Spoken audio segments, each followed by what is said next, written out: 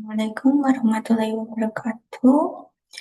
Izin memperkenalkan diri, nama saya Siti Solika. Saya mahasiswi dari Prodi Manajemen Universitas Siber Asia. Pada kesempatan kali ini, saya akan mempresentasikan ujian akhir semester mata kuliah Digital Inovatif Entrepreneurship yang diampu oleh Ibu Rati Anggoro Wilis, SEMM, JDMS, JPOD.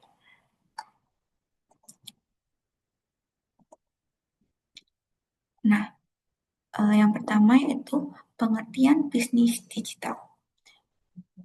Apa itu bisnis digital? Bisnis digital didefinisikan sebagai aktivitas promosi untuk brand atau produk menggunakan media elektronik atau digital. Artinya, produk atau jasa bisa dipasarkan secara online.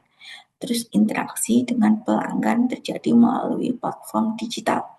Operasional bisnis sangat bergantung pada teknologi.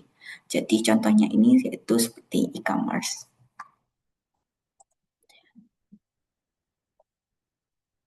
Terus kemudian apa sih perbedaan bisnis digital dan bisnis konvensional? Di sini saya rangkum beberapa perbedaan bisnis digital dan bisnis konvensional dari aspek media operasional. Bisnis digital ini menggunakan internet dan teknologi digital, sedangkan bisnis konvensional menggunakan cara tradisional atau fisik, yaitu kayak pasar yang ketemu orang sama orang gitu. Terus dari tempat usahanya kalau digital bisa dilakukan dari mana saja. Kalau konvensional ini butuh lokasi fisik seperti toko ataupun kantor. Kalau jangkauan pasar untuk bisnis digital ini lebih luas, bahkan bisa sampai global. Nah, sedangkan bisnis konvensional ini jangkauan pasarnya biasanya pada wilayah tertentu yang berarti terbatas. Kemudian waktu layanannya untuk bisnis digital ini bisa 24 jam, kalau bisnis konvensional ini biasanya terbatas. Kalau biaya operasionalnya bisnis digital ini cenderung lebih murah karena biasanya nggak perlu ke tempat banyak, biasanya cuma perlu kantor satu, tapi bisa beroperasional banyak karena di internet. Kalau bisnis konvensional ini biasanya memerlukan biaya lebih tinggi. Terus interaksi pelanggannya kalau bisnis digital ini bisa melalui online seperti chat, aplikasi, ataupun website. Tapi kalau bisnis konvensional ini interaksi pelanggannya tatap muka langsung, jadi face to face.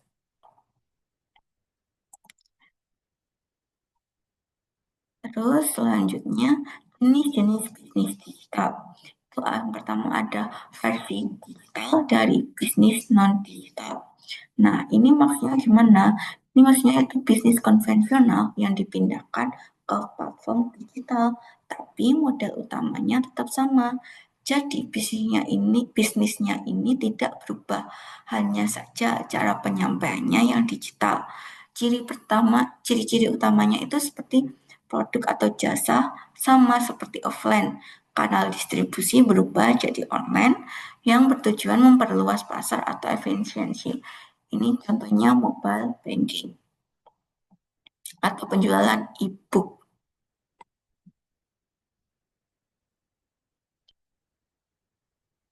Yang kedua itu fasilitator digital dari bisnis non-digital. Ini maksudnya gimana? Ini adalah jenis ini tidak menjual produk utama, tapi menyediakan platform digital yang menghubungkan atau mempermudah transaksi bisnis tradisional. Ciri utamanya yaitu bertindak sebagai perantara, menghubungkan penjual dan pembeli. Nilai utamanya yaitu dari teknologi atau platform. Contohnya adalah marketplace. Yang ketiga ini adalah bisnis digital hybrid. Ini adalah kombinasi antara operasi digital dan fisik yang saling terintegrasi.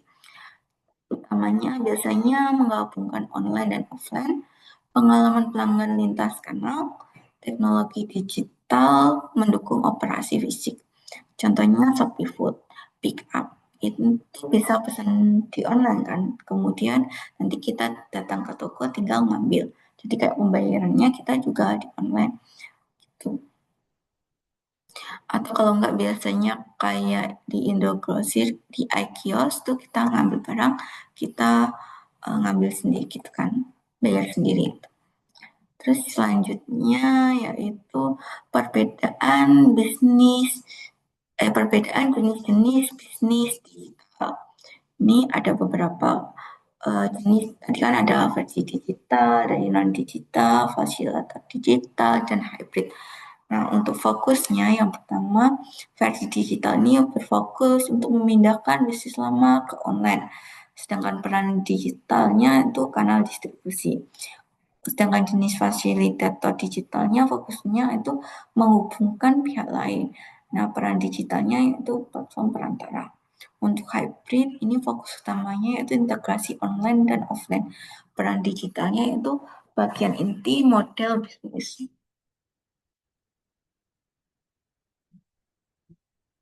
Nah, studi kasus ini saya mengambil perusahaan Shopee. Shopee ini termasuk fasilitator digital dari bisnis non-digital. Kenapa? Karena Shopee tidak memproduksi sebagian besar barang yang dijual. Mereka hanya menyediakan platform digital marketplace yang menghubungkan antara penjual, pembeli, dan logistik. Shopee bertindak sebagai perantara yang berbasis teknologi. Bentuk fasilitas yang diberikan yaitu platform aplikasi dan website jual beli, sistem pembayaran digital, terus ada fitur promosi dan iklan, kemudian ada integrasi pengiriman logistik, terus ada rating dan review produk. Nilai bisnis Shopee ada pada teknologi dan ekosistem platform, bukan pada produknya. Ini sesuai dengan konsep fasilitator digital karena mereka memungkinkan transaksi bisnis lain terjadi secara online. Kemudian Shopee ini juga bisnis digital hybrid.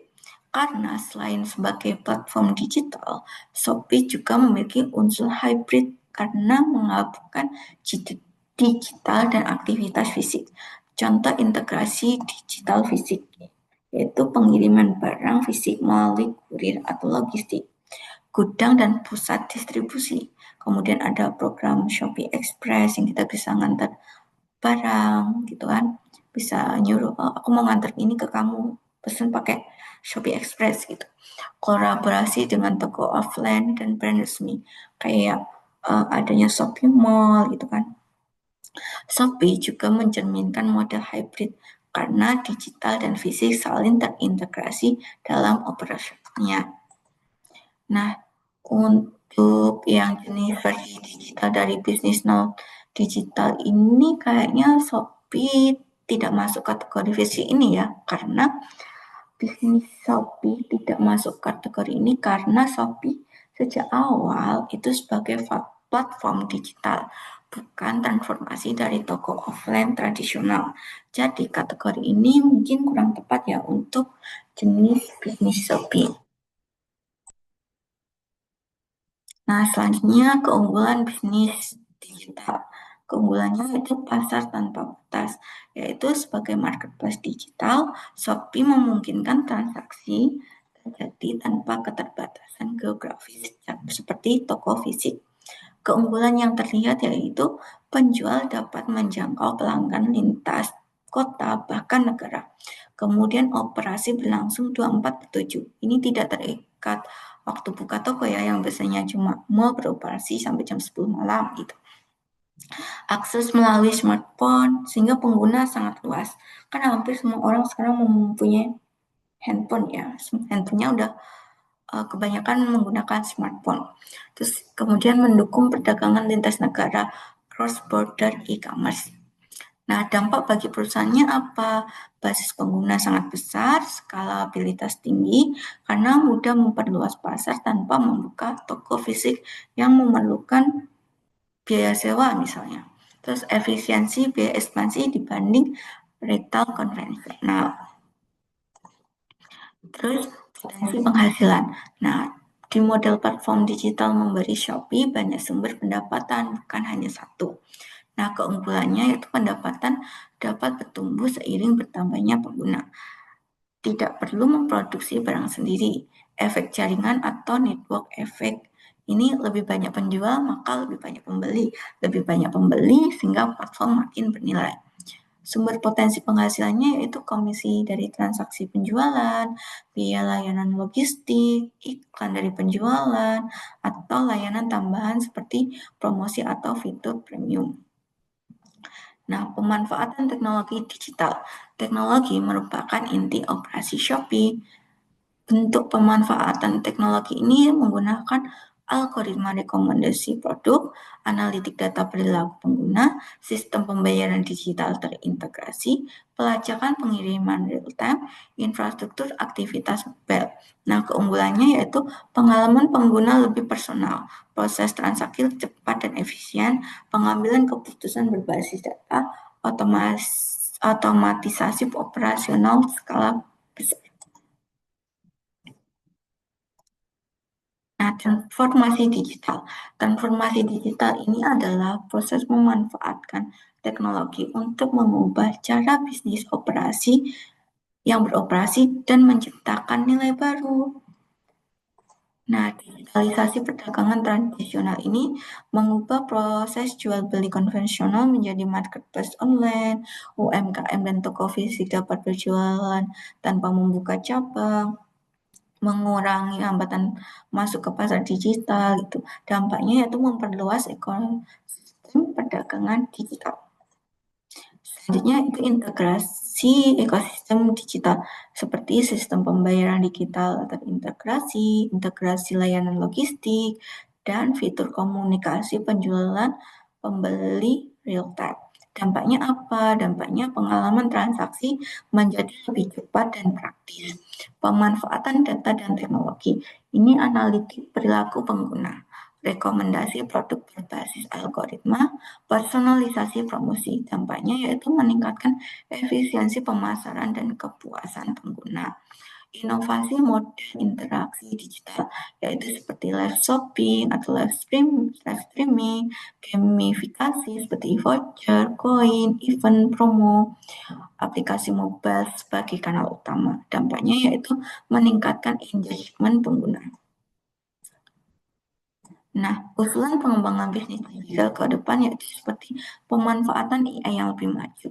Usulannya seperti prediksi permintaan pasar, rekomendasi produk lebih presisi.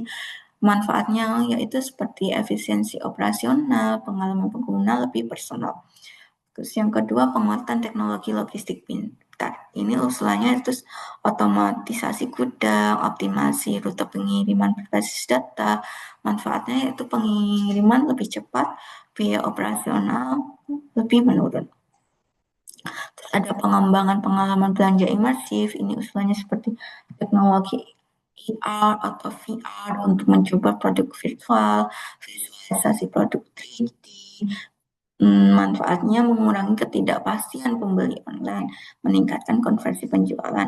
Terus ada ekspansi layanan digital tambahan, seperti usulan edukasi digital bagi UMKM, layanan finansial digital tambahan. Ini manfaatnya yaitu loyalitas seller meningkat, ekosistem platform semakin kuat. Nah, demikian presentasi UAS dari saya. Apabila ada kekurangan mohon dimaafkan. Terima kasih. Akhir kata, wassalamualaikum warahmatullahi wabarakatuh.